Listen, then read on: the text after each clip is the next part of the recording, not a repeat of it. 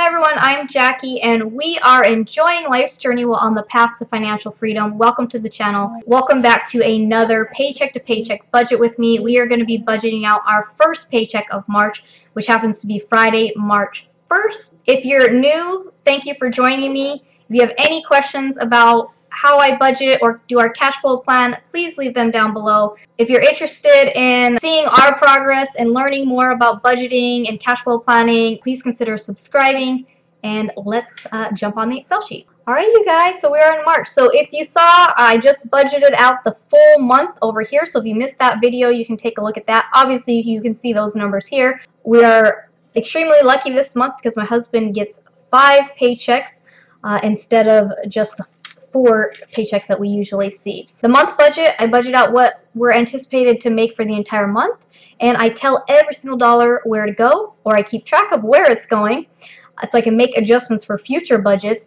And then with the paycheck, I do the same thing. So how much money, how much cash flow are we actually going to have this week, and what are we going to put it towards? So first thing is my husband's base pay, which is $740 for the week. His overtime was $555, and myself was $137.37. Alright, so for this paycheck before taxes, we're working with $1,432.37. My husband's 401k and the taxes come out automatically, so I'm going to just calculate exactly what was taken out of his paycheck real quick. $90.65 went to his 401k. We have increased his 401k to 7% now, so we're gradually increasing that. The goal is to be investing 15% by the end of the year. Alright, so for myself, I do 15% of mine, which would be $20.60. My husband, the federal that came out was $33.13. Arizona, $21.68, $18.78, and $80.29. So those are gone. Those are already gone. Mine is already transferred to the savings account, so I make that black because I'm tricking my brain to tell me that it's already gone. Our emergency fund, so what we're doing out of each individual paycheck is we're just doing 10% to start off with every single paycheck, and then towards the end of the month we usually start saving more than 10% because I like to make sure all of our budgeted amounts are covered with the first couple paychecks. One thing that's helped me to start saving more is by saving a certain percent, and by doing that every single paycheck and then budgeting what's left. That's really helped me to actually start saving. So 10% of our income there before taxes, $143.23. Alright, and coming on down, we are going to do my husband's out of this paycheck, so his $100. We'll make this orange because this money has not been transferred or spent. Giving, we are going to do, it's kind of a random number, it's $56.26 because I actually kind of budgeted this out, and then that was what was left, so I brought it back up to here. Family life insurance was $5.59, and my husband's long-term disability was $4.62. Those are black. Those come out automatically from his employer. So necessities. So the biggest thing I do is I look at the paydays, and I also take a note on the side of the due dates. Most of the bills that have due dates, minus the mortgage and the extra principal payment, those are usually coming out of the second paycheck of the month. And the mortgage and extra principal payment are usually coming out of the last 2 paychecks of the month. The cell phone, my husband's cell phone, usually comes out of the first paycheck. So I do have somewhat of a system that I try to just kind of stay with. However, if I had something that was coming up and it was kind of closer to payday here, I might possibly change which paycheck it's coming out of. But coming on down here, let's see, home maintenance, we are going to put from this one, so we're going to do $50 to home maintenance. We are going to do half of the groceries, which is $210. So this would basically cover 2.5 weeks of groceries. We're going to make this orange because it hasn't been spent or transferred yet. Now the $50 for home maintenance, this is actually going to go into our savings sinking account for future maintenance or repairs that we might have to do. Personal care, we're going to do the $60, and that hasn't been spent or moved anywhere yet. Household and cell phone we are going to do. We have $200 for the household and $35 for my husband's cell phone. Now, if you watched my monthly plan, I mentioned that we are going to try one of those food meal services, the meal kits or whatever. So I'm going to be signing up this weekend, and we'll see. Hopefully, our first package will come in time for our first week of March to have. We're going to try maybe 3 meals a week. So I'm trying to prevent us from eating out so much. Last month we ate out so much because I didn't feel like thinking of what to make. I didn't feel like making anything. I don't know. So we'll see how that goes. And we're going to do half of the car gas, so $60 for the car gas. And again, for the gas and eating out, and actually kind of almost everything now, we're trying to use the Discover It card so we can earn anywhere from 1 to 2% cash back on our purchases. And that money that we budget for anything, it sits in our necessities checking account. And then once we use the Discover It card and it has posted to the card, then we make the payment. And that's just because we're just trying to earn a little extra help here and there. I do not recommend it if you don't have a handle on your spending and you are still, in debt and you're trying, if you're struggling. I don't recommend trying to do that because it can be tempting to spend more than you really need to. Car maintenance, we are going to do the $50 now. Again, this is, we need to get our front brakes checked. So this will sit in the sinking fund until we go do that, and then we'll see what needs to be done. Motorcycle gas, we're going to do half of that, which is $37.50. So the girls, we're going to do half of their commission job, so 20 and 10.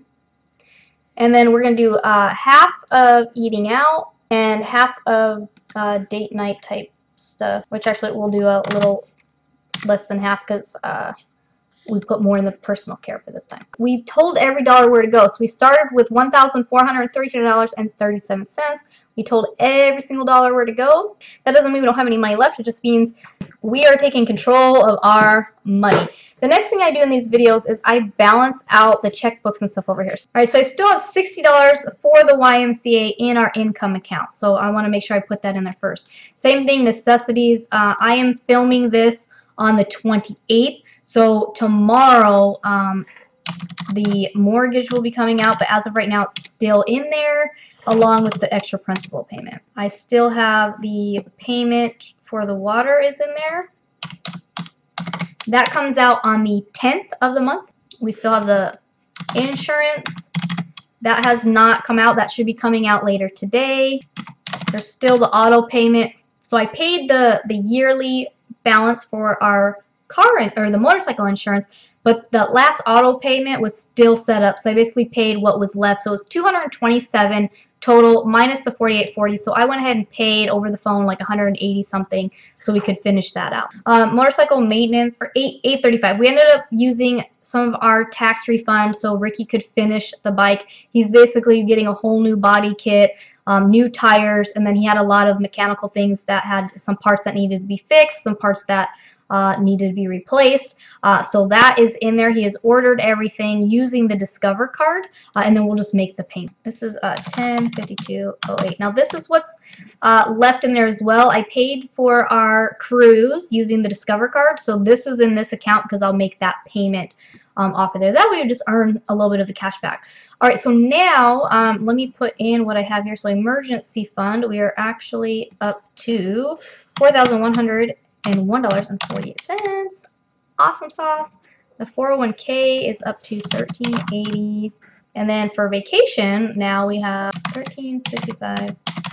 That 24. So from the tax refund, we paid our final payment on the cruise, and then we put the rest of our vacation money in the sinking fund until May, until it's time to actually go travel. My 7009, we added the 2060.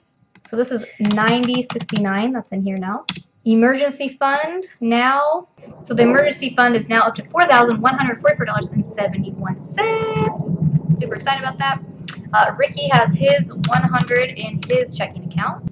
Giving, that's now moved to the savings account until we want to use it. The home maintenance is here, so that's actually $59.80 now. The groceries is in the income account. Personal care is in the income account. Yeah, household things, personal care. And then the cell phone is now in the necessities account. It's ready for the bill. The car gas is in the necessities account, and car maintenance is actually in the sinking fund savings account. And then our motorcycle gas is in the necessities. The girls, that's in the income account. Eating out, we used to have our fun account, our fun checking account, debit card that we'd use, but now we're just using the Discover It card and then paying it back. So $75 in the necessities account and $50 in the necessities account. So this is what we have going on in the accounts right now. That's balancing our checking accounts, our accounts. And it might seem like a lot of work, but it really does help you just to keep things separate.